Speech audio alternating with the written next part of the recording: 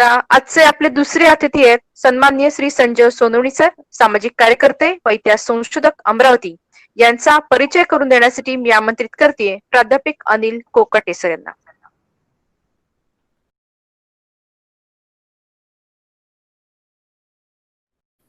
तर आपण सर्वजणच नव्हे तर स्वतः दीक्षित सर सुद्धा सोनवणी सरांचं व्याख्यान ऐकायला उत्सुक आहेत असं दीक्षित सरांनी सांगितलं. ह्याच्यावरूनच पुढचा वक्ता किती ताकदीचा आहे हे आपल्या सर्वांच्या लक्षात आलं असेल.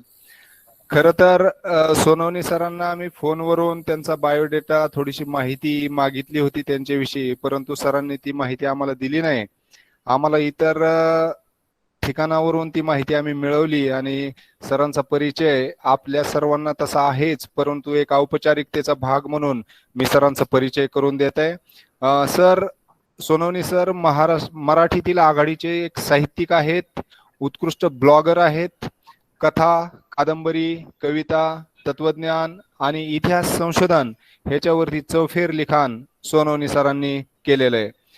खरं तर त्यांच्या बाबतची विशेष गोष्ट म्हणजे हिंदू धर्म आणि वैदिक धर्म सर्वस्वी वेगवेगळे धर्म असल्याबाबतचं सध्याचं त्यांचं जे संशोधन आहे तो एक चर्चेचा विषय झालेला आहे.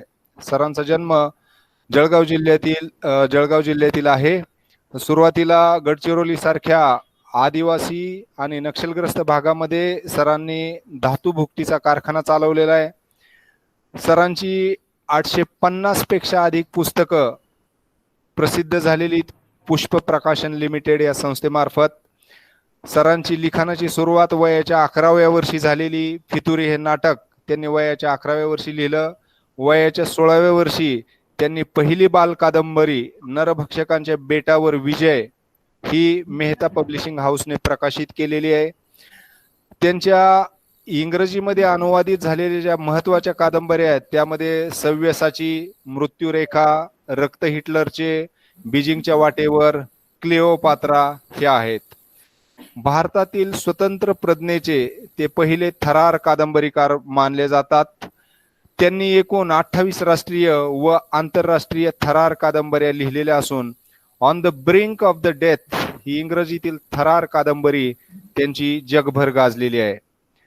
त्यांची इतिहासाच्या बाबतीत बोलायचं झालं तर आणि पानिपत ही कादंबरी सर्वाधिक गाजलेली. ही मराठीतील पहिली सबऑल्टर्न कादंबरी आहे. वैज्ञानिक दृष्टिकोनातून लिहिलेला त्यांचा नीतिशास्त्र हा नैतिक समस्याबद्दलचा चिंतनपर ग्रंथही प्रसिद्ध आहेत. सरांनी अनेक नाटकं लिहिलेली आहेत. अलीकडच त्यांनी हिरण्यदुर्ग नावाची अद्भुतरम्य कादंबरी लिहिलेली, ती प्रकाशित झालेली आणि भाषेचं मूळ या पुस्तकातून त्यांनी भाषा निर्मितीचा प्रश्न सोडवत प्राकृत भाषाच मूळ कशा आहेत हे सिद्ध करून दाखवलेलं आहे. त्याचबरोबर सोनवणी सर यांनी धर्मेतिहासावरती हिंदू धर्माचं शैव रहस्य आणि विठ्ठलाचा नवा शोध हे ग्रंथ लिहिलेले आहेत.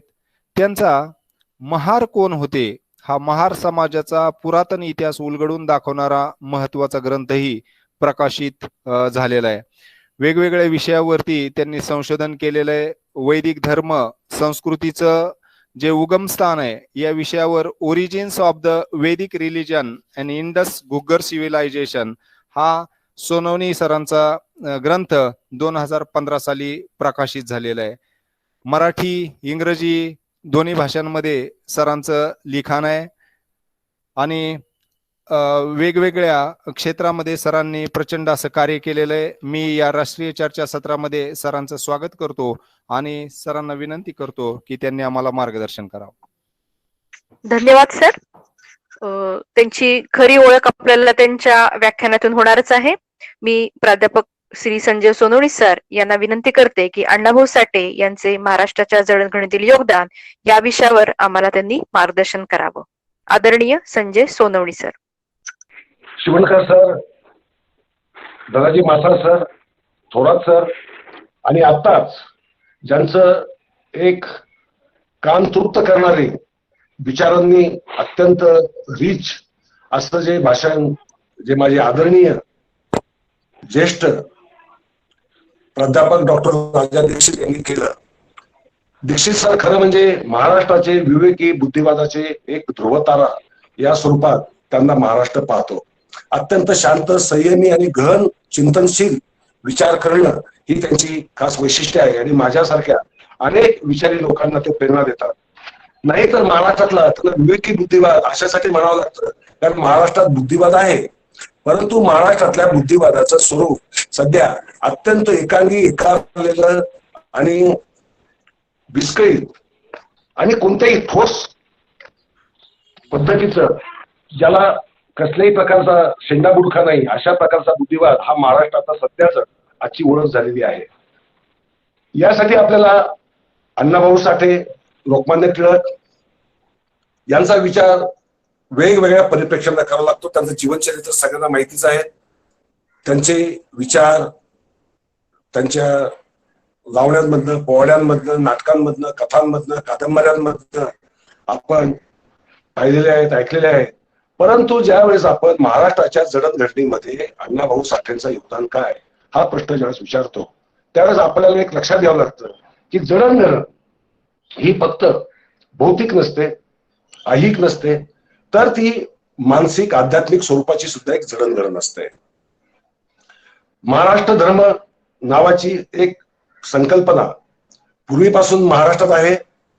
सातवाहन काळापासून ते आता डॉक्टर सदानंद मोरेपर्यंत किंवा दीक्षित सरांपर्यंत महाराष्ट्र धर्म म्हणजे काय तर महाराष्ट्रीय जनतेच्या आशा, आकांक्षा, स्वप्न, महत्वाकांक्षा याचं एक समुच्चय, याचा एक समुच्चय म्हणून आपण महाराष्ट्र धर्म या संकल्पनेकडे पाहू शकतो. आणि या संकल्पनेच्या मध्ये ज्यांनी भर घातली किंवा भर घालायचा प्रयत्न केला आणि त्या संकल्पना विकसित करत एक मानसिक दृष्ट्या, बौद्धिक दृष्ट्या, वैचारिक दृष्ट्या समृद्ध असा मराठी माणूस हे खरं महाराष्ट्राचं उद्दिष्ट आणि त्या अण्णाभाऊ साठेंचं योगदान, बाकीच्या अनेक महापुरुष गतकाळात जे झाले त्यांचं योगदान हे आपल्याला पाहावं लागतं. अण्णाभाऊ साठेंचं योगदान आपण या अनुषंगाने पाहणार आहोत. खरं पाहिलं तर अण्णाभाऊ साठे आणि लोकमान्य टिळक हे दोन वेगवेगळ्या संस्कृतींचे पण प्रतिनिधी, दोन वेगळ्या विचारधारांचे प्रतिनिधी. असं जरी असलं तरी एक समन्वयवादी जी भूमिका आहे ती आपल्या दोघांमध्ये दिसते. अण्णाभाऊ साठे मी आताच दीक्षित सरांनी सांगितलं, पोवाड्यामध्ये, गणामध्ये लोकमान्य टिळकांना अत्यंत भक्तिभावाने, आदरपूर्वक वंदन केलेलं आहे. त्यांच्या कार्याचा अनेकदा त्यांनी गौरव केलेला आहे. खरं म्हणजे अण्णाभाऊ साठे जर आपण पाहिलं तर अत्यंत शोषित, वंचित, दलित अशा परिवारातून आलेले, त्यांचं विचार विश्व वेगळं, अनुभव विश्व वेगळं. त्यांना जो संघर्ष करावा लागला त्या संघर्षाचं प्रतिबिंब त्यांच्या व्यक्तिमत्वावर, त्यांच्या वर्तनावर आणि त्यांच्या विचारांवर पडणं अत्यंत स्वाभाविक होतं. लोकमान्य टिळकांचे पार्श्वभूमी वेगळी, त्यांची संस्कृती वेगळी आणि त्यातनं त्यांना जे व्यापक जे दर्शन घडलं, कारण त्यांचं शिक्षणही उच्च शिक्षण झालेलं होतं, त्यामुळे त्यांच्या विचारांमध्ये आलेली व्यापकता वेगळी. असं जरी असलं तरी आपण एक गोष्ट निश्चितपणे पाहू शकतो की या दोघांमध्ये एक जे विश्व मानवतावाद आहे, विश्व मानवतावाद हा अत्यंत महत्वाचा वाद आहे.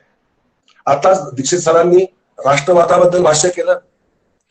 राष्ट्रवाद ही काय फार जुनी संकल्पना नाही, ही 200-250 वर्षाची संकल्पना आहे. त्याच्या आधी राज्यवाद होता, साम्राज्यवाद होता, वर्चस्ववाद होता.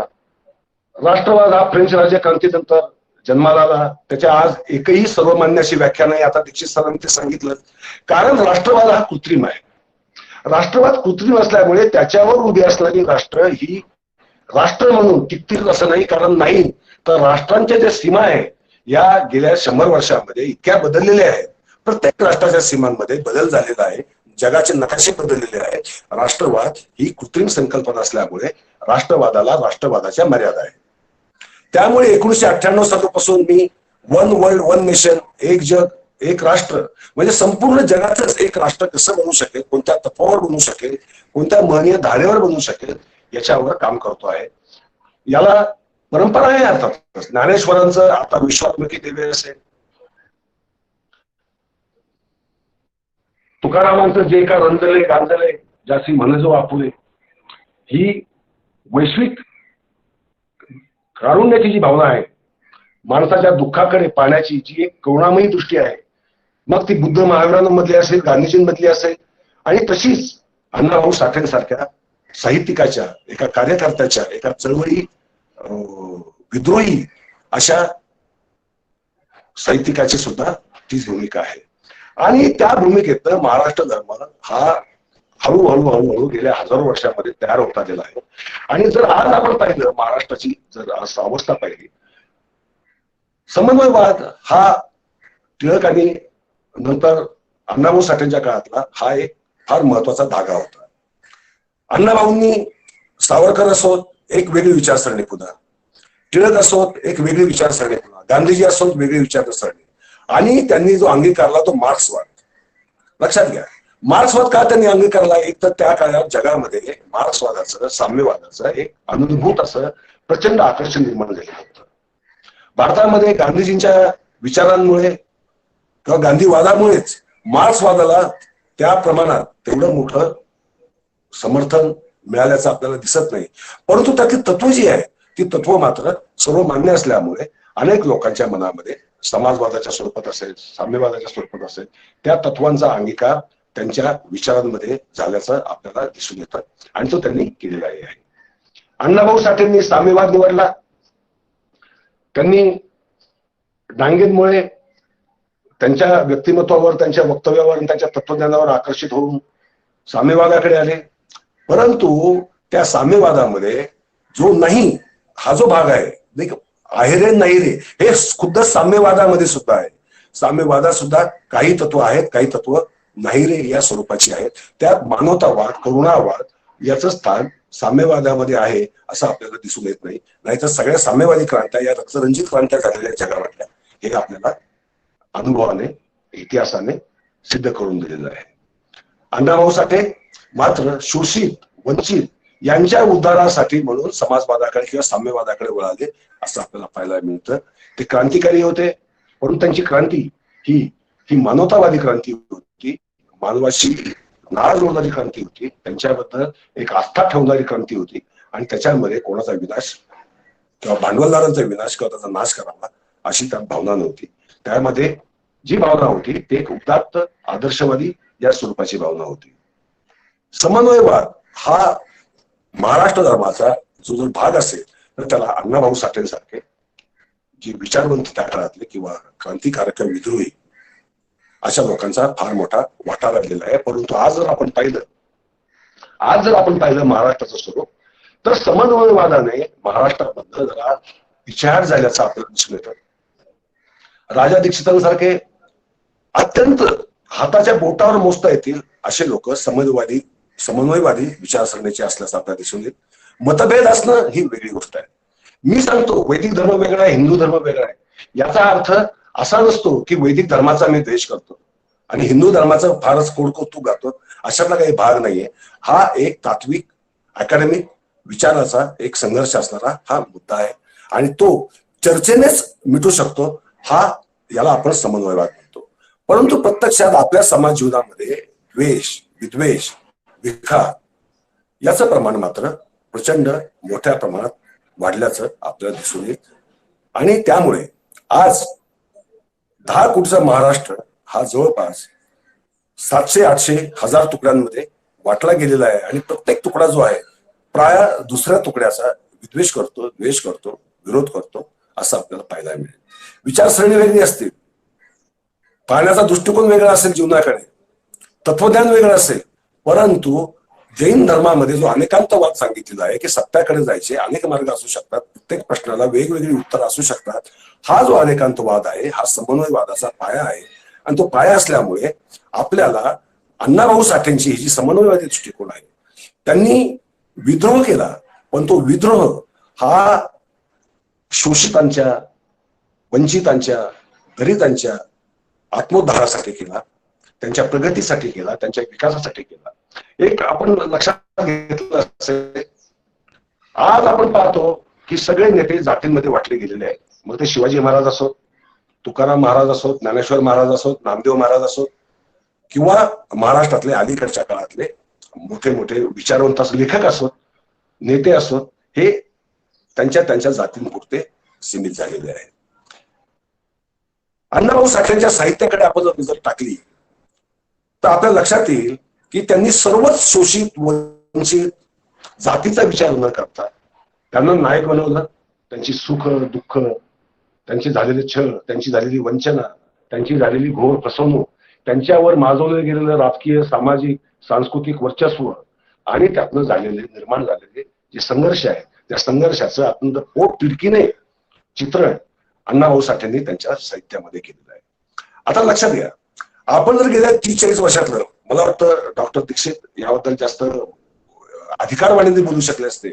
आपण जर पाहिलं तर आपण ज्या जातीचा लेखक आहे तो शक्यतो आपले नायक आपल्याच जातीची निवडायचा प्रयत्न करतो.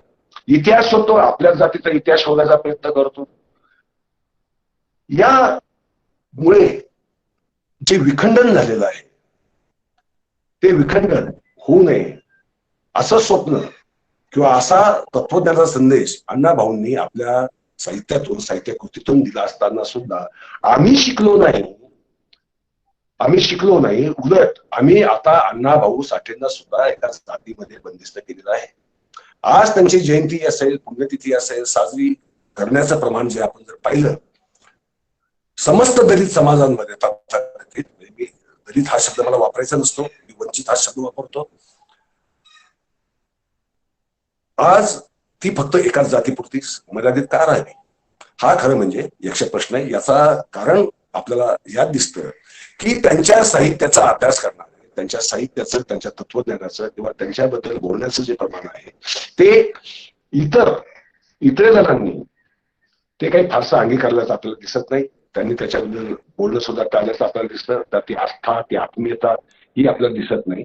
आणि याचं कारण असं आहे की आज आपण ज्या पद्धतीने वाटत चाललेलं आहे, विखंडित होत चाललेलं आहे, या तत्वज्ञानाच्या मुळाशी, या विखंडित तत्वज्ञान हे आता जे आपण नव्याने बनवलंय त्याच्या मुळाशी आपण असलेला मूळचा जो समन्वयवाद होता, जो सहिष्णुपणा जो होता, जे भारतीय राज्यघटनेचं हे पुरोगामी सुद्धा कौतुक प्रचंड मोठ्या प्रमाणावर करत असतात, प्रियांबल जी आहे घटनेची त्याच्याबद्दल फार अभिमानाने बोलत असतात, पण त्यातलं स्वातंत्र्य, समता, बंधुता या 3 तत्वांनाच आपण अक्षरशः तिलांजली दिली आहे असं चित्र आपल्याला दिसून येईल. अण्णाभाऊ साठे विद्रोही होते. त्यांनी श्रमिक, कष्टकरी, कामगार यांच्या उद्धारासाठी अथक प्रयत्न केले. स्वाभाविक होतं, कारण त्या काळात कामगारांचं, श्रमिकांचं होणारं शोषणच एवढ्या मोठ्या प्रमाणावर होतं, शेतकऱ्यांचंही शोषण एवढ्या मोठ्या प्रमाणावर होतं की महात्मा गांधींनी भारतात आल्यानंतर चंपारण्याला शेतकऱ्यांसाठी सत्याग्रह करावा लागला. हा इतिहास सुद्धा आपल्याला माहिती आहे. कारण या शोषित वंचितांबद्दल असणारी प्रचंड करुणा यापोटी त्यांनी जो विद्रोह केला, पण त्या विद्रोहामागे विद्वेष नव्हता हे आपण लक्षात घेतलेलं नाही. हे आपल्याला नव्याने लक्षात घ्यावं लागणार आहे. संस्कृती समन्वय, संस्कृती वेगळ्या असतात, धर्म वेगळे असतात, जाती वेगळ्या असतील, त्या नाहीत असं माझं मत आहे, पण त्या असतील.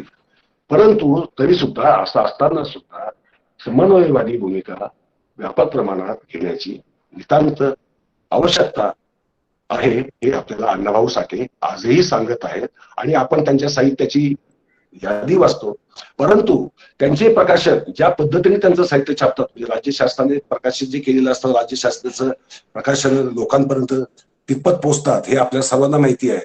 आणि त्यांचे जे दुसरे प्रकाशक होते त्यांनी ते साहित्य, त्याचे कव्हर्स असतील, त्यातला कागद असेल, त्याच्या जो एकंदरीत दर्जा असेल, तो दर्जा अत्यंत निकृष्ट असल्यामुळे ते साहित्य आधुनिक पिढ्यांपर्यंत ज्या प्रमाणात पद्धतीने पोचायला पाहिजे होतं ते पोचलं नाही. शोषितांचा एक महत्वाचा उद्गार म्हणून अण्णाभाऊ आपल्याला माहित आहे, त्यांनी आपल्या अभिव्यक्तीसाठी काय वापरलं नाही. त्यांनी वगनाट्य लिहिली, नाटकं लिहिली, लावण्या लिहिल्या, पोवाडे लिहिले, फटके लिहिले, कथा लिहिल्या, कादंबऱ्या लिहिल्या. एवढ्या विपुल प्रमाणातली अभिव्यक्ती एका अशिक्षित म्हणता येईल अशा माणसाने करावी ही गोष्ट कौतुकास्पद तर आहेच, पण ती अभिमानास्पद असली पाहिजे. अण्णाभाऊंनी एक अजून महत्वाचा आपल्याला त्यातनं काय संदेश दिलाय की प्रतिभा बुद्धिमत्ता, ज्ञान हे या शालेय शिक्षणावर आहे. आपलं शालेय शिक्षण अक्षरशः झापडबंद रोजगाराचे इच्छुक अशा बेरोजगार निर्मितीचे आज कारखाने झाले आहेत. येथे प्राध्यापक संशोधक भरपूर आहेत. त्यांना याची आपल्या शिक्षणाच्या एकंदरीत दर्जाची आणि त्यातून निर्माण होणाऱ्या विद्यार्थ्यांची परिपूर्ण जाणीव असणारच आहे. त्यामुळे मी काही वेगळं सांगतोय अशाला काही भाग नाही. कारण आमच्या शिक्षणाने प्रतिभाशाली ज्ञानवंत नाही बनवले, तर फक्त माहितीचा तेही परीक्षेपुरतं करायचं, नंतर विसरून जायचं आणि करिअरच्या मागे लागायचं आणि करिअरच्या पोटी जे काही मार्ग सापडतील ते वापरायचे. म्हणजे एखाद्याला IAS व्हायचं असतं, तो प्रत्यक्षात कारकून जरी झाला किंवा बँकेत जरी लागला तरी त्याला काही फरक पडत नाही. रोजगार मिळणं हे त्याला महत्वाचं वाटतं. शिक्षण हे ज्ञानार्थी असण्यासाठी असतं. आणि अण्णाभाऊ साठे ज्या जीवनाच्या शाळेत शिकले, जो त्यांचा जीवनाकडे बघण्याचा अनुभवातला दृष्टिकोन बनला, ज्या चळवळींमध्ये ते वाढले, त्या विचारवंतांबरोबर त्यांनी चर्चा केली असतील, त्यांच्याकडे शिकले असतील, त्यातनं त्यांची जीवनदृष्टी जी विशाल झाली, त्यातनं एक साहित्यिक, कवी आणि महत्वाची गोष्ट म्हणजे पीडितांच्या, शोषितांच्या अंतःकरणापर्यंत पोहोचण्याची ज्यांची अदम्य इच्छा आहे, अशी व्यक्ती अण्णाभाऊ साठेंसारखे निर्माण झाली. अण्णाभाऊ साठे आधी साम्यवादी होतेच, म्हणजे जीवनभर राहिलेच. नंतर काही प्रमाणात ते आंबेडकर वादाकडे वळाले. स्वाभाविक होतं. दलितांचं, शोषितांचं, वंचितांचं कल्याण व्हावं ही बाबासाहेबांची जी दृष्टी होती, त्या दृष्टीला साथ देणं हे त्यांना निश्चितच आवश्यक वाटलं असलं तरी आपण जर पाहिलं तर एकंदरीतच एकमेकांना स्वीकारायचं नाही ही प्रवृत्ती ही भारतामध्ये किंवा महाराष्ट्रामध्ये सर्वच थरांमध्ये, गोटांमध्ये स्थिरावली आहे की काय असं वाटावं, असं सध्याचं दुर्दैवी चित्र आहे. महाराष्ट्राची जडणघडण ही आर्थिक आहे, वैचारिक आहे, तत्वज्ञानात्मक आहे. आज जर आपण पाहिलं तर आपण 1930, 40, 50 साली जिथे होतो त्याच्या पुढे एक पाऊलही विज्ञान, तंत्रज्ञान, इतिहासाबद्दलचं तत्वज्ञान, शिक्षणाबद्दलचं तत्वज्ञान किंवा एकंदरीत जीवनविषयक बुद्धिवादी तत्वज्ञान यात आपण पुढे गेलेलो नाही, एक पाऊल सुद्धा, हे आपल्या लक्षात येईल. जे जायचे प्रयत्न करतात त्यांचे पाय कसे ओढले जातात, रोखले जातात आणि त्यांना जातीय बंदिस्ततेत एकदा टाकून दिलं, कुलूप लावून टाकलं त्याला पिठीत घालून, की आपली जबाबदारी संपते. आपल्याला जयंत्या, पुण्यतिथ्या साजरा करायला प्रचंड आनंद होतो, परंतु प्रत्यक्षात त्यांच्या जीवनाचं काहीतरी घेणं किंवा त्यांचे विचार पुढे नेणं यासाठी काही करावं लागतं, याचा भाग आपल्याला आहे असं दिसत नाही. लोकमान्य टिळक त्यांनी आयुष्यात दुसरं काही केलं नसतं. त्यांनी फक्त गीता रहस्य हा एकमेव ग्रंथ लिहिला असता तरी आज ते जगामध्ये सर्वत्र लोकमान्य टिळक पोचलेले असते. आम्ही काय केलं? लोकमान्य टिळकांना सुद्धा त्यांच्या सांस्कृतिक चौकटीमध्ये कायमचा कुलूपबद्ध करायचा प्रयत्न केला. आम्ही ती सांस्कृतिक चौकट आहे, प्रत्येक व्यक्तीला आपापल्या काळाची, आपल्या ज्या वातावरणात तो वाढला त्याची एक मर्यादा असते, ती स्कोपही देते आणि तेवढ्याच अडचणी पण निर्माण करते, हे आपण लक्षात घेत नाही. आणि आपण त्यांचं मूल्यमापन करताना त्यांच्या महत्वाच्या गोष्टी मात्र आपण विसरून जातो. महात्मा फुलेंचे शेतकऱ्यांचा असो, आपलं काही देणं घेणं नसतं, आपण ते वाचलेलं नसतं आणि त्याच्या पुढे आज शेतकरी आत्महत्या करतोय. 4-4.5 शेतकरी दरवर्षी आत्महत्या करतायत. परंतु आम्ही मुळात त्या काळातली काय स्थिती होती, फुलेंचे काय विचार होते हे वाचायचा प्रयत्न करत नाही. मग आमची जडणघडण, ज्याला महाराष्ट्राची आपण जडणघडण म्हणतो किंवा महाराष्ट्र धर्म आपण ज्याला म्हणतो, ती कशी होणार आहे? ती जर व्हायची असेल खऱ्या अर्थाने, जर आम्हाला बदलायचं असेल, आम्हाला समन्वयवादी बनायचं असेल, वैचारिक मतभेदाचे मुद्दे कायम ठेवून पण द्वेष न करता एकमेकांशी संवाद साधायचा असेल, चर्चा करायचा असेल, सुसंवादी व्हायचं असेल, आणि आम्हाला येणाऱ्या पिढ्यांसमोर काही आदर्श निर्माण करायचे असतील तर आम्हाला या महापुरुषांपासून त्यांच्या जीवनापासून काहीतरी शिकावं लागेल. मग अशी म्हटल्याप्रमाणे अण्णाभाऊ साठेंनी का स्वतःच्याच जातीचे नायक नाही केले, का फक्त स्वतःच्या जातीची तुकडी का नाही मांडली? अण्णाभाऊ साठेंनी तसं केलं नाही, कारण त्यांनी जगातले, नुसते भारतातले नाही किंवा महाराष्ट्रातले नाही किंवा स्वतःच्या जातीतले नाही, सर्व वंचित, शोषित, पिडलेल्या, नाडल्या गेलेल्या नाहिरे वर्गातल्या लोकांना एक मार्गदर्शन मिळावं, हात मिळावा, मानसिक आधार मिळावा आणि त्यांच्या उन्नतीचा मार्ग दिसावा, यासाठी त्यांनी आटोकाट प्रयत्न केले. ते साहित्यातनं केले, ते शायरीतनं केले, ते लोकशाहीरच होते हे सगळं आपण मानतोच. नंतर त्यांच्या काही कादंबरीवर चित्रपटही निघाले. फार कशाला, एका मराठी 1.5 दिवस शाळा शिकलेल्या एका मुलाच्या कादंबऱ्या 22 भाषांमध्ये अनुवादित व्हाव्या हा विक्रम त्यांच्या नावावर आहे, हे सुद्धा आपल्याला फारसं माहित नसतं. परंतु हे अनुवाद झाले, अनेक आवृत्त्या झाल्या, म्हणून ते पुरेसं होत नाही. ते वाचलं गेलं पाहिजे, त्याचा अभ्यास केला गेला पाहिजे आणि त्यानुसार पुढे जायला पाहिजे. संयुक्त महाराष्ट्र, संयुक्त महाराष्ट्र चळवळीत अनेकांचं योगदान आहे. हिमालय एवढं योगदान आहे. अण्णाभाऊ साठेंचं तर आहेच आहे, ते त्या चळवळीत त्यांनी झोकूनच दिलेलं होतं. आजही तो लढा, संघर्ष रिलेव्हंट झालेला आहे.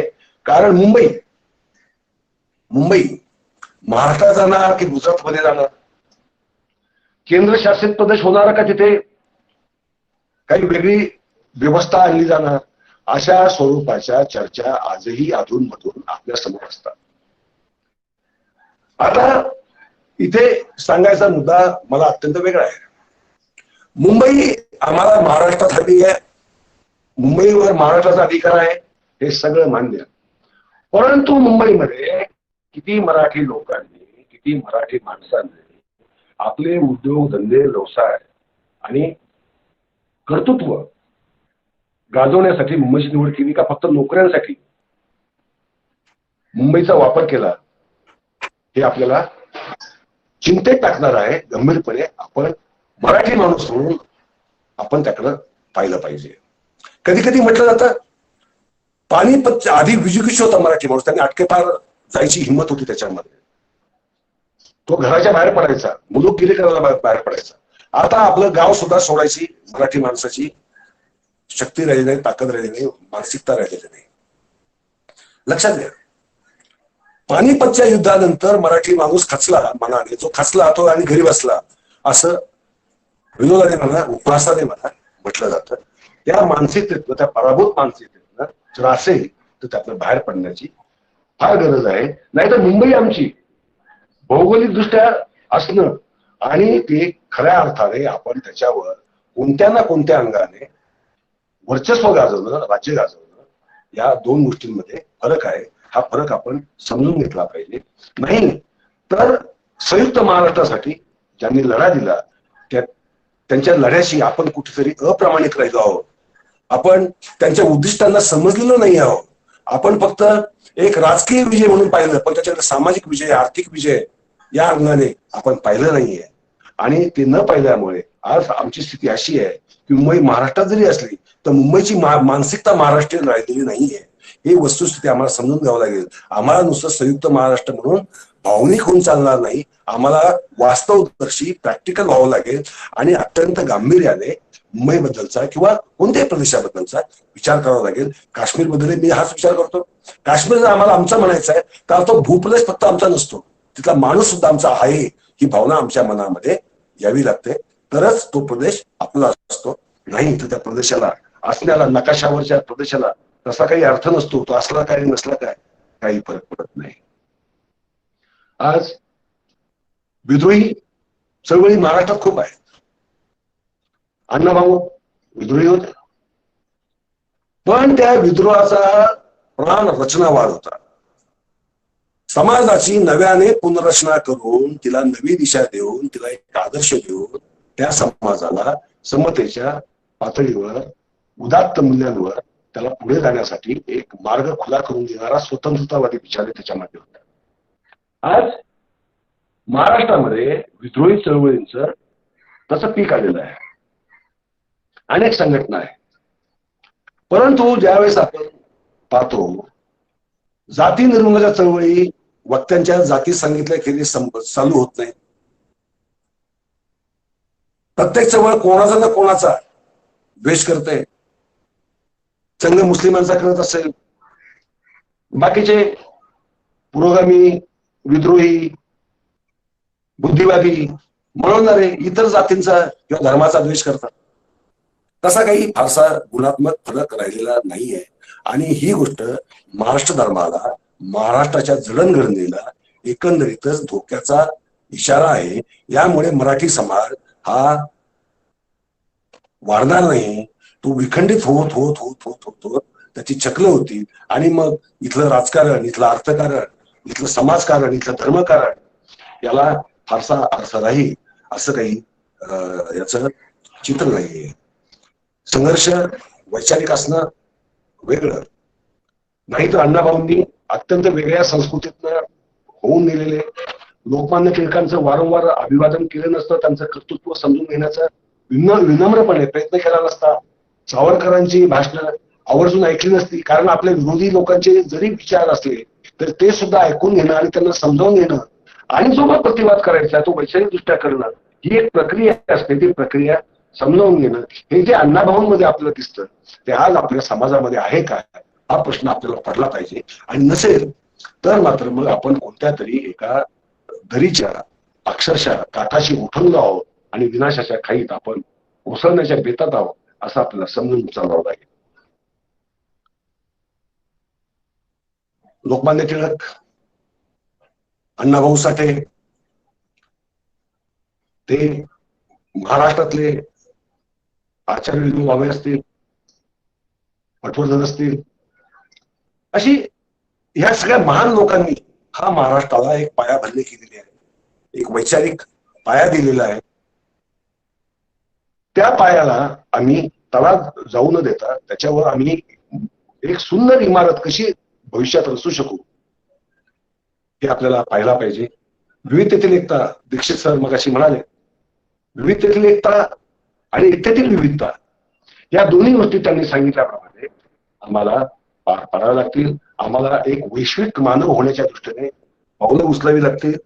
विश्व मानवतावाद आम्ही आमच्यातच मानवतावाद जर जपत नसू, प्रांतिक मानवतावादही आम्ही जर जपत नसू, भाषिक आत्मीयतावादही आम्ही जपू शकत नसू तर आम्ही वैश्विक मानव कसे होणार. आणि आता विश्वात्मके देवे या नितांत सुंदर वैश्विक विश्व प्रार्थनेला आम्ही कसा न्याय देणार याचा आम्हाला विचार करावा लागेल. मी अण्णाभाऊ साठे, लोकमान्य टिळक यांना पुन्हा एकदा विनम्र अभिवादन करतो. पूर्ण महाराष्ट्रातनं, देशातनं एक समन्वयवादाची क्रांती घडून येईल आणि माणूस माणसाकडे माणसाच्या दृष्टीने पाहिजे आणि पुढे जाण्यासाठी ज्ञानात्मक दृष्ट्या, वैचारिक दृष्ट्या, आर्थिक दृष्ट्या, सामाजिक दृष्ट्या प्रयत्न करेल. आणि जी सगळे आम्ही बंधनं एकमेकांच्या भोवती घालून घेतले जाती पाती धर्माचे, त्या सगळ्या भिंती आम्ही कोसळून टाकायचा प्रयत्न करू एवढीच मी प्रार्थना करेन आणि माझे 2 शब्द संपवतो. धन्यवाद. धन्यवाद सर. अण्णाभाऊ साठे यांचा समन्वयवाद, शोषित वंचित कामगारांसाठीचे त्यांचे कार्य, साहित्यिक योगदान, संयुक्त महाराष्ट्र चळवळीतील त्यांचे कार्य अतिशय समर्पक शब्दात आपण आमच्या समोर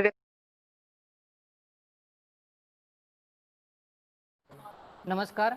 छत्रपती शिवाजी कॉलेज सातारा आणि सातारा इतिहास संशोधन मंडळ सातारा आयोजित राष्ट्रीय चर्चासत्र आणि 11वे वार्षिक अधिवेशनानिमित्त उद्घाटन समारंभ आणि बीजभाषण आणि प्रमुख मार्गदर्शक सत्रामध्ये आजच्या उद्घाटक मूर्ती व आजच्या बीजभाषण व प्रमुख मार्गदर्शक सत्राचे प्रमुख अध्यक्ष, रयत शिक्षण संस्थेचे सचिव, माननीय प्राचार्य डॉक्टर विठ्ठल शिवणकर सर यांनी सुरुवातीलाच सातारा इतिहास संशोधन मंडळ आणि छत्रपती शिवाजी कॉलेज सातारा या राष्ट्रीय वेबिनार व 11व्या अधिवेशनाचे त्यांनी उद्घाटन केलं. त्याचबरोबर अध्यक्षीय भाषण ही त्यांनी केलेलं आहे. याबद्दल छत्रपती शिवाजी कॉलेज सातारा आणि सातारा इतिहास संशोधन मंडळ सातारा यांच्या वतीनं मी त्यांचे मनपूर्वक धन्यवाद इच्छितो. त्याचबरोबर आजच्या उद्घाटन सत्रानंतरचे विजयभाषक ज्यांनी भारतीय राष्ट्रवादाच्या उदयातील लोकमान्य टिळक यांचे योगदान या विषयावर अतिशय बहुअंगी विचार मांडले ते माननीय डॉक्टर राजा दीक्षित सर, की ज्यांचं नाव सर्व महाराष्ट्राला प्रचलित आहे. त्यांनी राष्ट्रवादाची रूपे, पोस्ट नॅशनलिझम, राष्ट्रवाद आणि आजचे जग याची बीजरूपाने मांडणी केली आणि एक संदेश आणि माहिती अशी दिली की भारतीय राष्ट्रवाद्यांनी ब्रिटिशांचा द्वेष केला नाही तर ब्रिटिश साम्राज्यवाद्यांचा द्वेष केला, असा अमूल्य विचार आपल्या आजच्या भाषणातून मांडणी केली. त्याबद्दल मी सातारा इतिहास संशोधन मंडळ सातारा आणि छत्रपती शिवाजी कॉलेज सातारा यांच्या वतीनं मनपूर्वक धन्यवाद मानतो. त्यानंतर आजच्या प्रथम सत्रातील प्रमुख मार्गदर्शक ज्यांनी अण्णाभाऊ साठे यांच्या महाराष्ट्राच्या जडणघडणीतील योगदान या विषयावर आपलं मार्गदर्शन केलं, असे महाराष्ट्रातील नामांकित विचारवंत श्री माननीय संजय सोनवणे सर यांनी आपले विचार प्रकट केले. त्याने असं थोडक्यात सांगितलं की टिळक व साठे हे दोन विचारांचे प्रतिनिधी आहेत. अण्णाभाऊंनी साम्यवादाचा विचाराचा अंगीकार केला. वंचित शोषितांच्या उद्धारासाठी अण्णाभाऊंनी लढा दिला. सर्व महापुरुषांना जातीबंधनात अडकवले जात आहे अशी खंतही त्यांनी व्यक्त केली. अण्णाभाऊंनी लावणी, पोवाडे, गाणी, कथांच्या माध्यमातून सामाजिक विश्लेषण, सामाजिक जाणीवा निर्माण केल्या आणि नव्या पिढीसमोर एक आदर्श निर्माण केला. असे अमूल्य विचार आम्हा सर्व सहभागींना दिले. त्याबद्दल आपले मी मनपूर्वक आभार इच्छितो.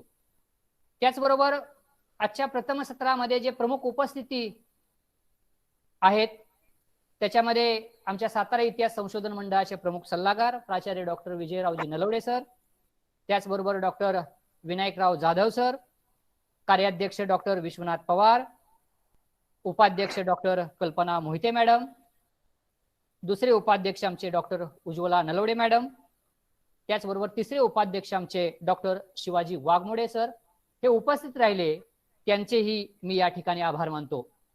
त्याचबरोबर आज ज्यांनी या सत्राचं प्रास्ताविक केलं ते छत्रपती शिवाजी कॉलेजचे इतिहास विभाग प्रमुख डॉक्टर धनाजी मासाळ सर, त्याचबरोबर ज्यांनी दोन्ही पाहुण्यांचा परिचय करून दिला अतिशय सुंदर असा ते माननीय कोकाटे सर, त्याचबरोबर ज्यांनी टेक्निकल सपोर्ट या सत्रासाठी दिला ते प्राध्यापक मनोहर निकम सर, त्याचबरोबर सातारा इतिहास संशोधन मंडळाचे सर्व पदाधिकारी सदस्य, छत्रपती शिवाजी कॉलेजचे इतिहास विभागातील सर्व प्राध्यापक, शिवाजी कॉलेजमधील सर्व प्राध्यापक, IQC चे प्रमुख वावरे सर, त्याचबरोबर महाविद्यालयातील सर्व प्राध्यापक, शिक्षकेतर कर्मचारी यांचेही मी मनपूर्वक आभार मानतो.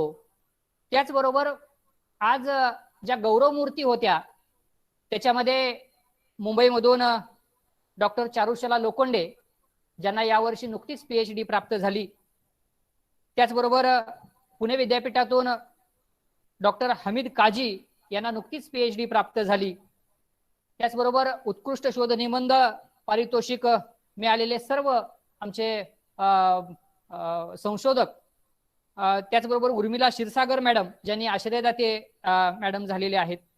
त्याचबरोबर आम्ही मागील वर्षापासून सातारा इतिहास संशोधन मंडळानं एक नाविन्यपूर्ण उपक्रम म्हणण्यापेक्षा एक गरज, सेवानिवृत्त झालेल्या व्यक्तीचा सन्मान करावा असा एक विचार पुढे आला आणि मागील वर्षापासून आम्ही हा उपक्रम सातत्याने राबवत आहोत. इतिहास विषयातून जे सेवानिवृत्त होतात त्यांची दरवर्षी आम्ही नावांचा शोध घेतो. ज्यांनी कळवलं त्यांची नावं घेतो, पण नाही कळवलं तरी नावांचा शोध घेऊन आम्ही त्यांचा सत्कार करतो. अशामध्ये आमच्या सातारा इतिहास संशोधन मंडळाचे अध्यक्ष प्राध्यापक ए जी थोरात सर यावर्षी नुकतेच सेवानिवृत्त झालेले आहेत. त्यांचाही आम्ही यथोचित असा शाब्दिक स्वरूपात सत्कार केलेला आहे. त्यांना नंतर आम्ही गौरवपत्र देऊ. त्याचबरोबर सांगलीहून उदगावकर मॅडम, एच.एम. कॉलेजच्या नंदिनी रणखांबे मॅडम आणि कागल कॉलेजच्या चौगुले मॅडम असे 4 प्राध्यापक अतिशय उत्कृष्ट प्रकारे सेवा करून नुकतेच निवृत्त झालेले आहेत. त्या सर्वांचं आम्ही यथोचित या सत्रामध्ये सत्कार केलेला आहे. त्यांनी तो स्वीकारला असेल असं गृहीत धरून मी त्यांचे मनपूर्वक आभार मानतो आणि सर्व सहभागी संशोधक यांचे मी आभार मानतो आणि या ठिकाणी थांबतो. धन्यवाद. धन्यवाद. यानंतर दुसरं सत्र लगेचच सुरू होतंय. या दुसऱ्या सत्राची सूत्र मी प्राध्यापक मनोहर निकम सर यांच्याकडे सोपवते.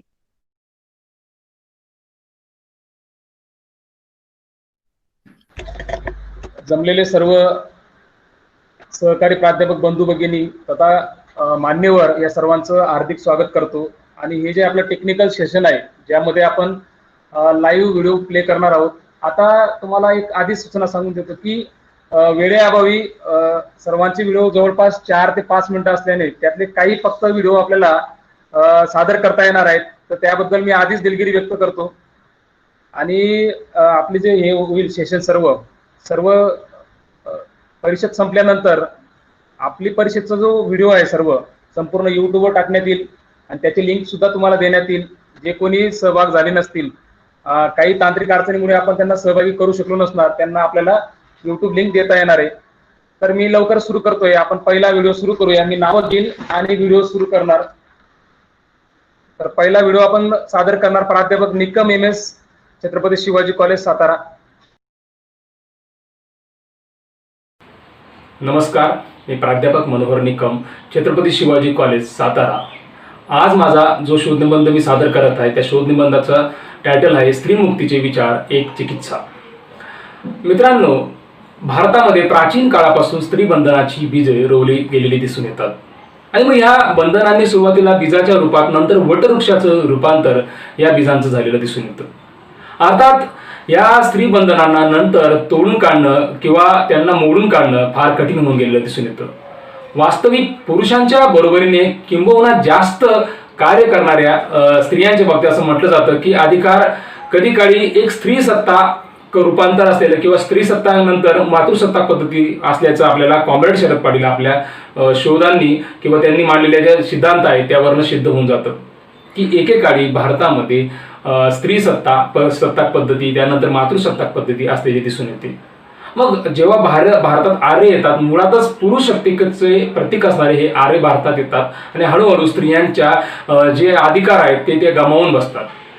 मग भारतावर ब्रिटिश राजवट स्थापन होईपर्यंत स्त्रियांच्या शोषणाच्या अनेक बंधनांमध्ये स्त्रिया अटकलेल्या आपल्याला दिसून येतात. मग सतीप्रथा असेल, विधवा पुनर्विवाह बंदी असेल, बाळ जन्म विवाह असेल, स्त्री भ्रूण हत्या असेल, यासारख्या कुप्रथा भारतामध्ये मजबूत झालेल्या आपल्याला दिसून येतात. स्त्रियांवर अशा प्रकारे गुलामगिरी लादली जात असताना तिच्या सुटकेचे सुद्धा विचार त्या काळात मांडले गेलेले दिसून येतात. मित्रांनो, ह्या विचारांच्या पार्श्वभूमीवर माझा उद्देश काय आहे की स्त्री मुक्तीविषयक विचार काय होते, त्यामागची प्रेरणा काय होती याची चिकित्सा करणे हा माझ्या शोध निबंधाचा हेतू आहे, उद्देश आहे. आता मी जो माझा शोध निबंध मांडतोय त्या शोध निबंधाच्या मर्यादा काय असणार की स्त्री मुक्तीविषयक विचारांची व्याप्ती फार मोठी आहे. अगदी नवमार्क्सवादी स्त्रीवादी लेखनापर्यंत याची मांडणी विस्तृत झालेली आपल्याला दिसून येते. तरी या सर्व विचारांचा चळवळींचा आढावा न घेता त्यातील ठळक विचारांनाच फक्त समजून घेणे ते मांडणं हा माझा या शोध निबंधाची मर्यादा आहे आणि हेतू सुद्धा आहे. मग या ठिकाणी भारतामध्ये जे विद्वान झाले या बाबतीत मांडणी करणारे, मग ते महात्मा फुले असतील, मग महात्मा फुले नंतर गंबा सरदार असतील, कॉम्रेड शरद पाटील असतील, गेम ऑम्बेड असतील, डॉक्टर आह साळुंखे असतील, या विद्वानांनी त्यांची ज्या मांडणीमध्ये स्त्री बंधनांना तोडण्यासाठी म्हणजे स्त्री मुक्तीसाठी जे जे विचार मांडले गेले प्राचीन काळात मध्ययुगीन काळात त्या विचारांना त्यांनी आपल्या शोधाचा मुख्य विषय केलेला दिसून येतं. मग प्राचीन काळामध्ये पुराणांचा कालखंड असतील, रामायण महाभारताचा कालखंड असेल, या सर्व काळामध्ये सुद्धा स्त्रियांवर बंधने कशी टप्प्याटप्प्याने लादली गेली, मग त्या बंधना का लादली गेली, कशा प्रकारे ती मोडली जायला पाहिजे, स्त्री बंधनं कशी मोडली जातील, नेमके महात्मा फुलेंना आपल्याला या ठिकाणी महत्त्वाचं घ्यावं लागतं की जाती प्रथा टिकवण्यासाठी, धर्मव्यवस्था टिकवण्यासाठी गुलामगिरीच्या सगळ्या बेड्या स्त्रियांवर लादल्या गेल्या आणि शूद्रांवर लादल्या गेल्या. मग या बाबतीत मग अनेक कुप्रथा मी जी मगाशी नावं घेतली की सती प्रथा असेल, बालजरट विवाह असेल, या अनेक कुप्रथा स्त्रियांवर लादल्या गेलेल्या आपल्याला दिसून येतात.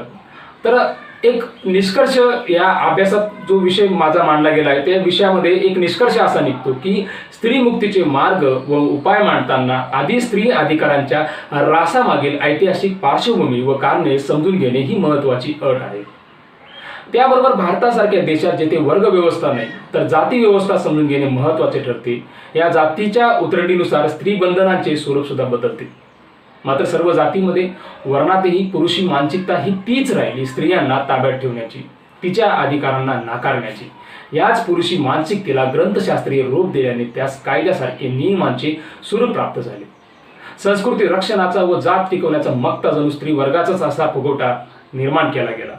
या गुंतागुंतीच्या पण तेवढ्याच महत्त्वाच्या ऐतिहासिक परिस्थितीला समजल्याशिवाय स्त्री मुक्तीचे विचार काळाच्या कसोटीवर टिकणार नाही किंवा खरे उतरणार नाही. धन्यवाद. नमस्कार, मी डॉक्टर शर्मिला अशोक साबळे, सहाय्यक प्राध्यापिका, इतिहास विभाग, राजर्षी शाहू कला व वाणिज्य महाविद्यालय रुकडी, सातारा इतिहास संशोधन मंडळ सातारा आणि छत्रपती शिवाजी कॉलेज सातारा यांच्या संयुक्त विद्यमाने आज जे 11 ऑक्टोबर 2020 रोजी 11वे अधिवेशन संपन्न होणार आहे, त्यासाठी मी एक शोध निबंध पाठवलेला आहे. त्याचं नाव आहे छत्रपती शिवाजी महाराजांची पर्यावरण नीती. आपण पाहतो की छत्रपती शिवाजी महाराजांनी हिंदवी स्वराज्याची स्थापना करत असताना अनेक गोष्टींचा वापर योग्य पद्धतीने केला. त्यामध्ये अगदी मुठभर मावळे असतील, त्यांच्या बळावरती त्याने स्वराज्य स्थापन करत असताना निसर्गाचा पुरेपूर वापर त्यांनी केलेला आपल्याला दिसतो.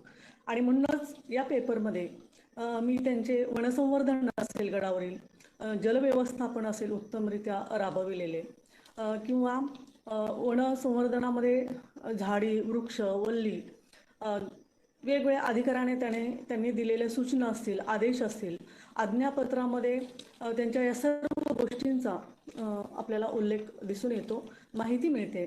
आणि या सर्व गोष्टींवर आधारित ऐतिहासिक संशोधन पद्धतीचा वापर करून मी हा शोधनिबंध लिहिण्याचा प्रयत्न केलेला आहे. छत्रपती शिवाजी महाराजांनी जसे प्रजेचे हित जोपासले तसे त्यांनी पिके, वृक्षांचे सुद्धा हित जोपासले, वनसंवर्धन केले, तसेच अरण्याचा आणि दाट झाडीचा योजनापूर्वक उपयोग त्यांनी लष्करी डावपेचांसाठी केला. आणि आपल्याला असं दिसतं की भाजीच्या देठालाही हात लावता कामा नये असे आदेश देणारे छत्रपती शिवाजी महाराज काळाच्या कितीतरी पुढे होते, दूरदर्शी होते, विज्ञाननिष्ठ होते. आणि म्हणूनच त्यांच्या प्रत्येक गडकिल्ल्यावरती आपल्याला असं दिसून येतं की त्यांनी उत्तम पद्धतीनं केलेलं जलव्यवस्थापन, की आजही आपल्याला सरकारपुढे अनेक प्रश्न पडतात, स्वच्छता अभियान राबवावं लागतं. आणि अशा वेळी त्यांनी स्वच्छतेचं केलेलं व्यवस्थापन, पाण्यासाठी केलेलं जलव्यवस्थापन आणि वनाचं केलेलं संवर्धन, ह्या सगळ्या गोष्टींचा जर आपण विचार केला तर ते छत्रपती शिवाजी महाराज हे किती पर्यावरणवादी होते, किंवा त्यांच्यामध्ये हा गुणधर्म ओतप्रोत भरलेला आपल्याला दिसून येतो. की आज संपूर्ण जग होरपळत असताना या पर्यावरणामध्ये आज आपल्याला वारंवार पर्यावरणासाठी जागृती करावी लागत असताना गेले 300-400 वर्षापूर्वी शिवाजी महाराजांचं हे धोरण आज आपल्याला किती अनुकरणीय आहे तेच मला या शोधनिबंधामध्ये सांगावंसं वाटलं. आणि म्हणूनच मी त्यांच्या या विचारसरणीवरती प्रकाश टाकण्याचा प्रयत्न केलेला आहे. त्यांच्या या वेगवेगळ्या पैलूंमध्ये त्यांनी जे आरमाराची निर्मिती केली किंवा वनसंवर्धनाचे महत्त्व पटवून दिले त्याविषयी, आणि प्रत्येकाला सांगत असताना ते म्हणायचे की कोणतंही झाड सहज तुम्ही तोडू नका, जर आड आलं तर त्या धण्याला विचारा आणि मग राजी खुशी जर तो आपल्याला होकार देत असेल तरच त्याच्या झाडाला हात लावा, किंबहुना झाडाला तुम्ही कापू नका, अशा पद्धतीचे आदेश द्या. म्हणजे सूक्ष्म दृष्टिकोन त्यांचा या वनसंवर्धनामध्ये असलेला दिसून येतो. आणि त्यामुळे ग्रामस्वच्छता असेल किंवा त्यांनी गड किल्ल्यांवरती केलेलं स्वच्छता व्यवस्थापन असेल, ह्या सगळ्या बाबींच्या दृष्टिकोनातून त्यांची पर्यावरण नीती दिसून येते. धन्यवाद.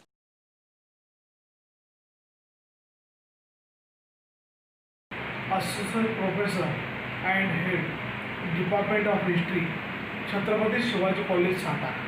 I am going to present research paper entitled Coastal Movement in Solapur. Kolhapur is known as the mother of coastal movement and Chhatrapati Rajarshi Shahu Maharaj known as the coastal movement. But in Solapur, there was no common leader like Shahu Maharaj. This lacuna avoids by the all communities of Solapur and started the hostel movement in Solapur. Each and every community established hostels, boardings only for themselves. Among them, the first hostel was started by Jain community and were followed by the Lingayats, Brahmins, backward communities and others. In the beginning of 20th century, Hirachand Dhemchand Doshi started Jain boarding in 1908 opposite Varan. Other eminent facilities of the Lingayat communities established Madhvi Jain Mahajan Sabha in 1909. Eminent facilities of the Maratha community come together and started Maratha boarding in 1921. Brahmins also started their own boarding in 1923 named as Dr. Chati Anath Vidyarthi Graha.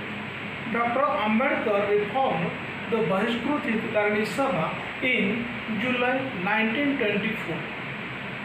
Through it, started a hostel in Solapur on 4th January 1925. American Marathi Mission, Australian Christian Mission, Dayanand Anglo-Vedic College, Solapur College, Solapur Social Association, Muslim Education Society, Padmashali Shikshan Sanstha, Dr. Ambedkar Memorial Fund Samiti, Naga Samaj Sabha Mandal, etc. started their own hostels attached to their educational institutions and provided accommodation facilities. The American Marathi Mission started a first school and hostel for the girls. The Saraswati Mandir started its boarding for girls in 1899.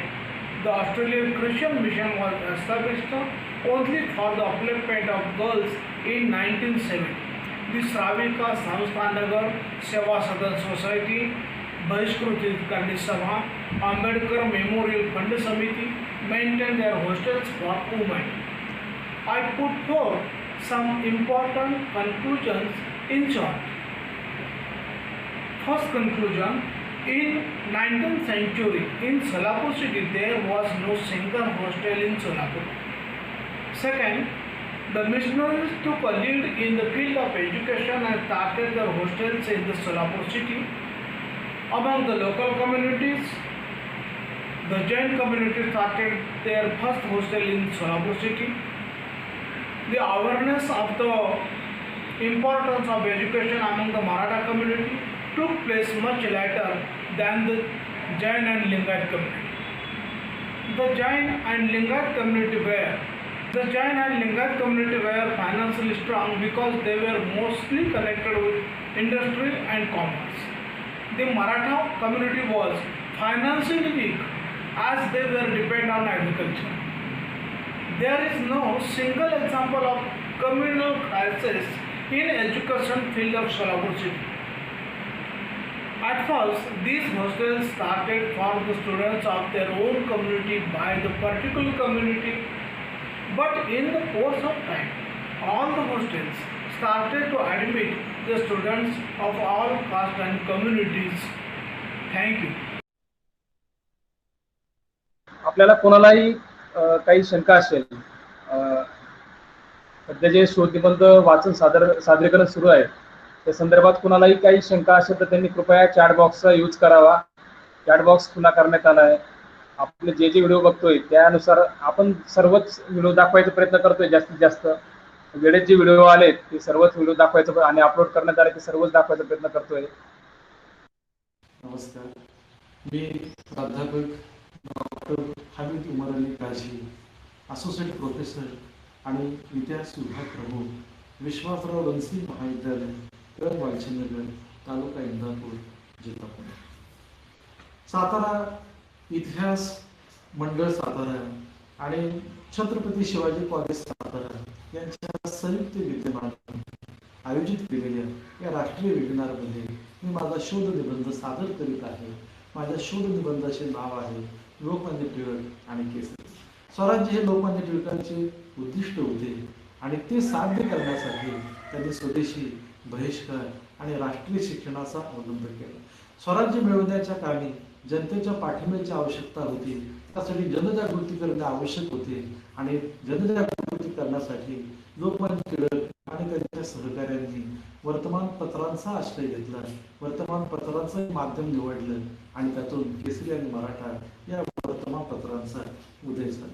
वर्तमानपत्रांनी जनतेच्या कोतवालाची आणि वकिलाची भूमिका पार पाडली पाहिजे असे केसरीकरांना वाटत होते. सरकारविरुद्ध लिहिले तर सरकारची नाराजी ओढावे म्हणून सरकारविरुद्ध लिखाण करायचे नाही असा विचार आपण करणार नाही.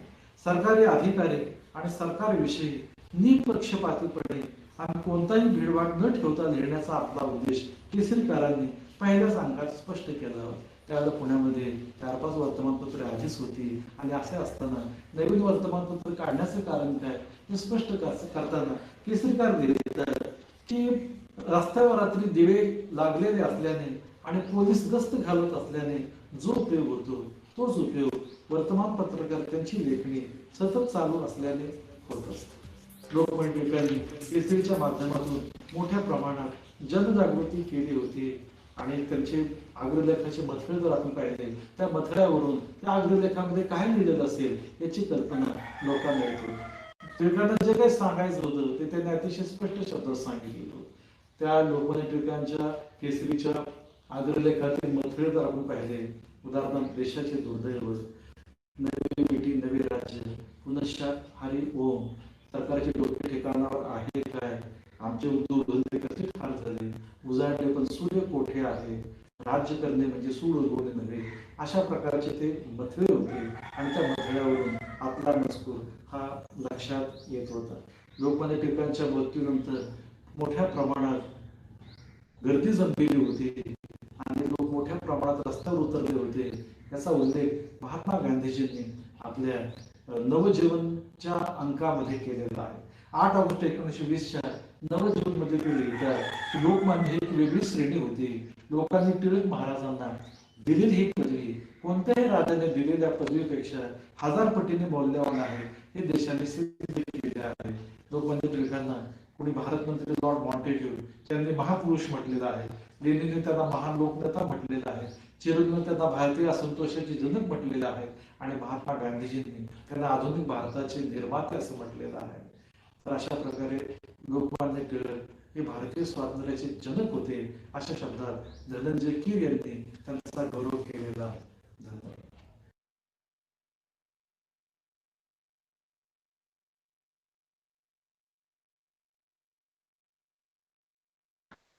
हा, आता मराठी नाव लागले आमचं वाटायला. पुढचं नाव मी वाचतोय, डॉक्टर माधुरी खोत.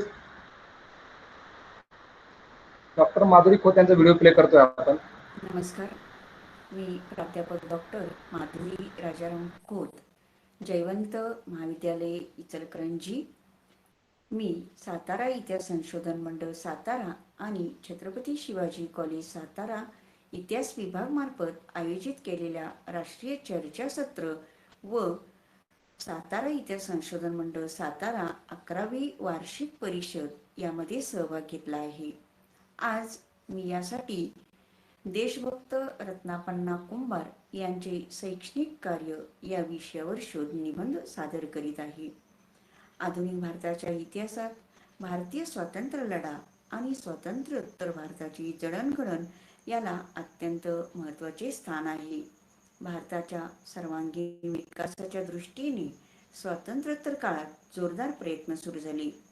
यासाठी अनेक नेत्यांचे योगदान आणि कर्तृत्व महत्त्वाचे ठरले. अशा नेत्यांपैकी एक खंबीर, उदात्त, थोर देशभक्त, कृषी औद्योगिक क्रांतीचे प्रणेते, शिक्षण तज्ज्ञ म्हणून ओळखले जाणारे देशभक्त रत्नापन्ना कुंभार यांचे इतर क्षेत्राबरोबरच शैक्षणिक क्षेत्रातही कार्य महत्त्वाचे ठरते.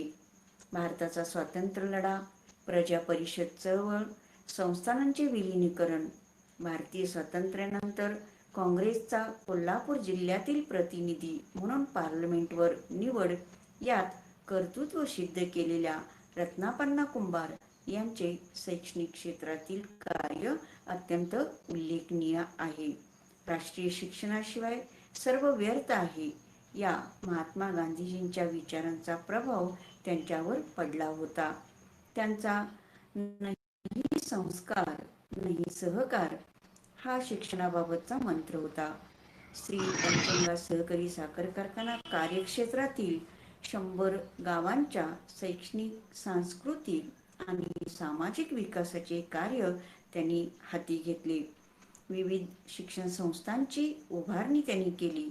Council of education, night college of commerce college, Shahaji law college Kolhapur, माध्यमिक शाळा, विद्यार्थी वसतिगृह, प्राथमिक शाळा, शिशुविहार या शैक्षणिक संस्थांची निर्मिती करून त्यांनी ग्रामीण समाजाला शिक्षणाची दारे खुली करून दिली.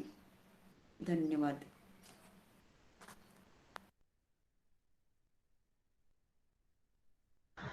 ठीक आहे.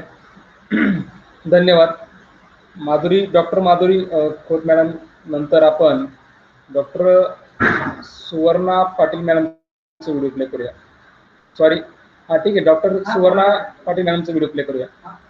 नमस्कार, मी डॉक्टर सुवर्णा प्रकाश पाटील, इतिहास विभाग, मिरज महाविद्यालय मिरज, सातारा इतिहास संशोधन मंडळ आणि रयत शिक्षण संस्थेचे शिवाजी कॉलेज सातारा यांच्या संयुक्त विद्यमाने राष्ट्रीय वेबिनारचे आयोजन केले आहे. या राष्ट्रीय वेबिनारमध्ये भारतीय राष्ट्रवादाचा उदय आणि लोकमान्य टिळक यांचे महाराष्ट्रातील कार्य हा शोधनिबंध मी सादर करीत आहे. भारतीय राष्ट्रवादाचा उदय यामध्ये महाराष्ट्रातील नामदार गोपाळकृष्ण गोखले आणि लोकमान्य टिळक यांची भूमिका अत्यंत महत्त्वाची आहे. लोकमान्य टिळक यांनी राष्ट्रीय काँग्रेसमध्ये कार्य केल्यानंतर जहाल राष्ट्रवादाचा स्वीकार केला आणि ब्रिटिश जे अन्याय करत होते भारतीयांच्यावरती त्या अन्यायाला, त्यांच्या दडपशाहीला दहशतीनं उत्तर देणं हाच जहाल राष्ट्रवाद होता. लोकमान्य टिळक यांनी राष्ट्रवादाची भावना जनतेमध्ये जागृत व्हावी म्हणून विविध प्रयत्न केले आणि त्यांनी राष्ट्रवादाबद्दल सुद्धा मोठ्या प्रमाणामध्ये जे विचार मांडलेले आहेत त्यामध्ये लोकमान्य टिळक राष्ट्रवादाच्या बाबतीत ते प्रखर राष्ट्रवादी होते. राष्ट्रभक्ती हा त्यांच्या विचारांचा केंद्रबिंदू होता आणि भारतीय धर्म संस्कृती याबद्दल त्यांना प्रचंड अभिमान होता. म्हणून त्यांनी धार्मिक दृष्टिकोनातून राष्ट्रवादाकडे पाहिले आणि त्याचबरोबर भारतीय जनतेमध्ये राष्ट्रवाद निर्माण व्हायचा असेल तर भारतीय रूढी परंपरा, संस्कृती, धर्म यांच्या आधारेच राष्ट्रवाद निर्माण होईल अशा प्रकारे त्यांनी विचार मांडले. म्हणून त्यांच्या राष्ट्रवादाला सांस्कृतिक राष्ट्रवाद असे म्हणतात. राष्ट्रवादी विचार व्यक्त करत असताना कोणकोणत्या पद्धतीने ते व्यक्त केले पाहिजे, त्यासाठी कोणत्या कृती केल्या पाहिजे याबद्दलचे त्यांनी जे विचार मांडले ते त्यांनी आपल्या केसरी, मराठा या वृत्तपत्रातून व्यक्त केले आहेत. त्याचबरोबर त्यांनी जे विविध ग्रंथ लिहिले त्या ग्रंथांमधून व्यक्त केलेले आहेत. त्यांनी ज्या कृती केल्या त्या कृतीमध्ये महाराष्ट्रामध्ये 1895 साली दुष्काळ पडला, त्याचबरोबर 1896 ते 98 मध्ये प्लेगच्या साथी आल्या.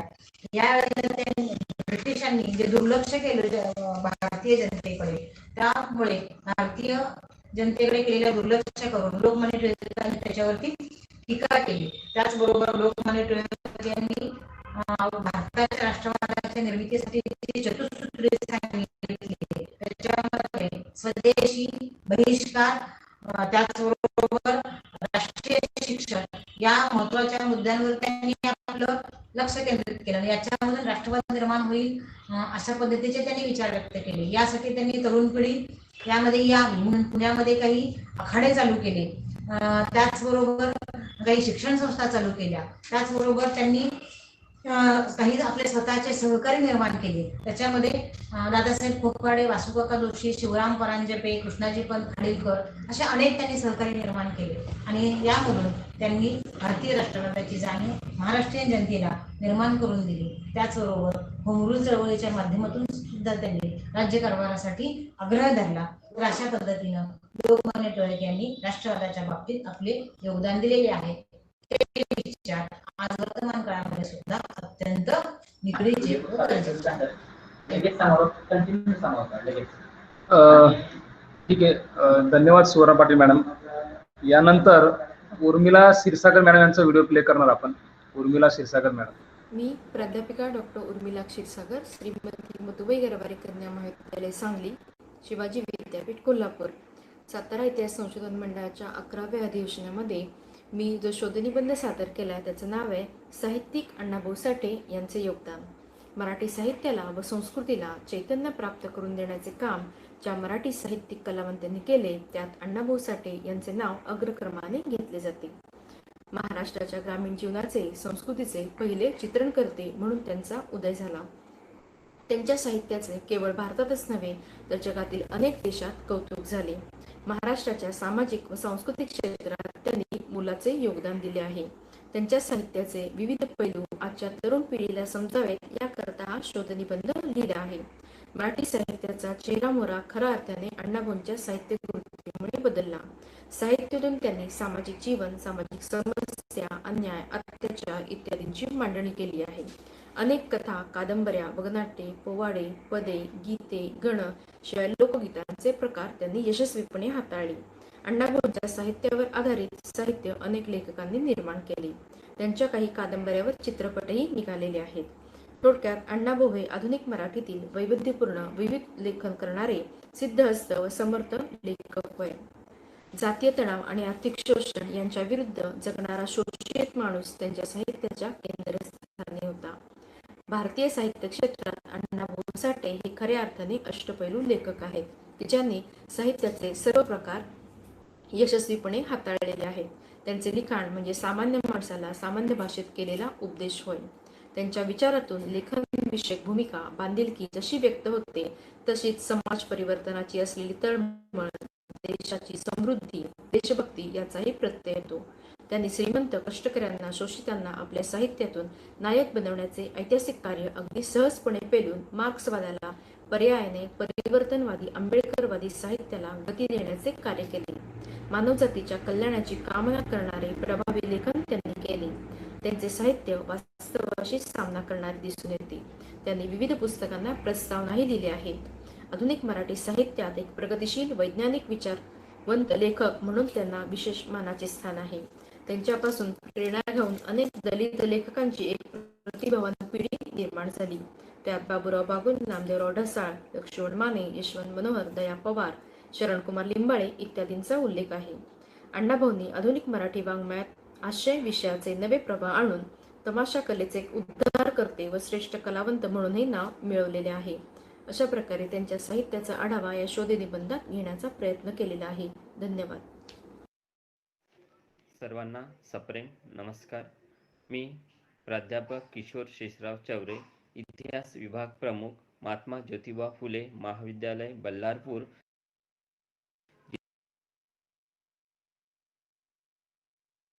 जिल्हा चंद्रपूर, गोंडवाना युनिव्हर्सिटी, गडचिरोली, महाराष्ट्र. माझ्या शोधनिबंधाचे शीर्षक आहे महाराष्ट्राच्या जडणघडणीत अण्णाभाऊ साठे यांचे योगदान. महाराष्ट्राला पारतंत्र्याच्या गुलामगिरीतून बाहेर काढून मराठी राज्याची स्थापना लोकराजा शिवाजी महाराज यांनी केली, तर महात्मा फुले यांनी बहुजन समाजाच्या गड्यातील हजारो वर्ष धार्मिक, मानसिक अंधश्रद्धा, विषमता व गुलामगिरीच्या शृंखला तोडून त्यांच्यात आधुनिक विचारांची बीजे पेरली. महात्मा फुले यांचे कार्य राजश्री शाहू महाराज यांनी पुढे कार्यरत ठेवले. महात्मा फुले व शाहू महाराजांचे कार्य पुढे डॉक्टर बाबासाहेब आंबेडकर यांनी सुरू ठेवले. ज्या ज्या महापुरुषांचे महाराष्ट्राच्या जडणघडणीत योगदान आहे त्या महापुरुषांच्या पंक्तीमध्ये अण्णाभाऊ साठे यांच्या नावाचा आवर्जून उल्लेख करावा लागतो. महाराष्ट्राच्या ग्रामीण मातीतील बोली आणि कलांचा संस्कार घेऊन विविध कथा, कादंबऱ्या, लोकनाट्ये या साहित्य प्रकारात त्यांनी आपली छाप उमटवली. या साहित्यातून श्रीमंतांच्या, सत्ताधाऱ्यांच्या शोषण व्यवस्थेविरुद्ध वैचारिक बंड उभारले. या साहित्यातून गुलामगिरीत खितपत पडलेल्या लोकांमध्ये स्वाभिमान जागृत करण्याचे कार्य केले. तसेच संयुक्त महाराष्ट्राच्या चळवळीतून निर्माण झालेल्या मराठी भाषिक महाराष्ट्र राज्याच्या नवनिर्मितीत अण्णाभाऊ साठे यांचे मोलाचे योगदान होते.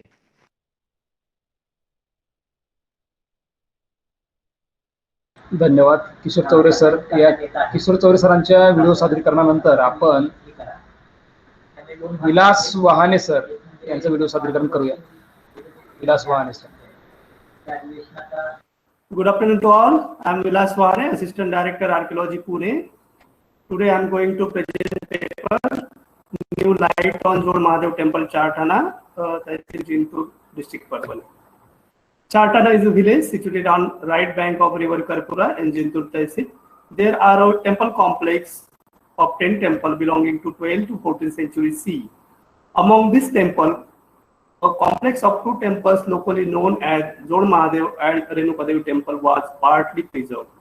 Scientific clearance and conservation work of this temple complex has been to undertake its architectural features and also to preserve temple complex by the Aurangabad division of this department. Earlier it was thought that the 2 temples in this complex were independently constructed. Plan of this temple is not discussed by any scholar yet. The present paper aims at discussing how the finding of new architectural remains has proved that this temple complex was not separately constructed, but both the temples were part of same plan and scheme of the construction. This paper will throw new light on architectural features of this temple complex. Before the clearance, temple was buried underground. During the scientific clearance, the common 4-feet high platform Jagati has been found along with link walkway. This walkway platform is first time dig up. It was originally covered by roof stand on pillar. This photograph shown that how temple was buried underground before the clearance and how temple plan is noticed after the clearance work. This photograph shown the link walkway between 2 temples. After the clearance and conservation works, we can line drawing the plan of the temple and section of the temple. Conclusion and observation. The scientific clearance work of the Zod Mahadev temple at Chartana has thrown light on architectural feature of this temple. Earlier, before this clearance, it was thought that 2 temples in the temple complex were part of different architectural scheme. But after the clearance, it was now clear that both shrines were part of one architectural plan, as a both temples were constructed on common platform. It seemed that a small shrine in this complex was dedicated to goddess. So this temple complex is unique example of the god Shiva and goddesses. It may be Parvati. Further detailed study of this complex will throw more light to understand the temple architecture of the Marathwada region during the Yadava period. Thank you.